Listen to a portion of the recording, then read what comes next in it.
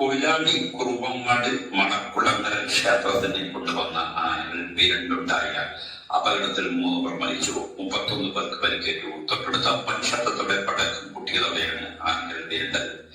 കുറുവങ്ങാട് വട്ടക്കണ്ടി താഴെ ലീല, താഴെടുത്ത് കുട്ടി അമ്മ, വടക്കൻ രാജൻ എന്നിവരാണ് മരിച്ചത്.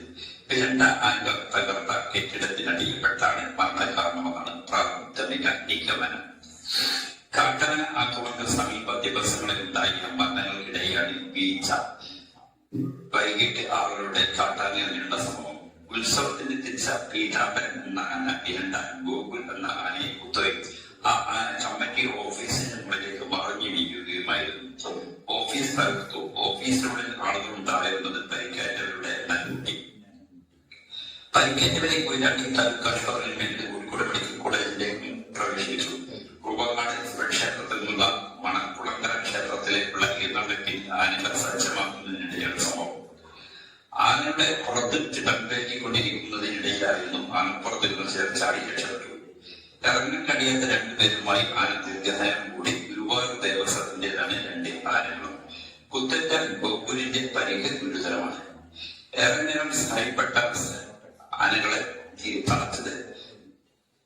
ഈ പാരമ്പര സമയമായതിനാൽ 100കണക്കിന് ഭക്തരുണ്ടായിരുന്നു.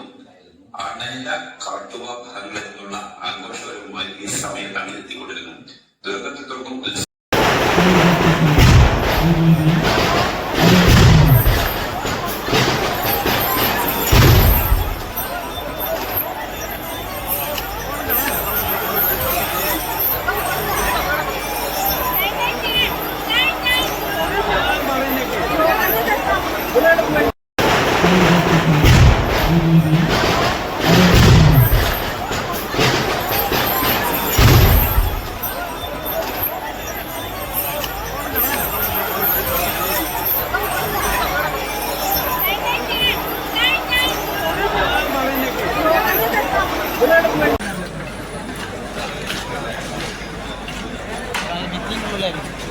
പെണ്ണുങ്ങളെ വ്യക്തികളാണ് ആണുങ്ങൾ ഇനി ചെയ്യുമ്പോൾ പിന്നെ പുറത്തൊക്കെ പോകുന്നത്.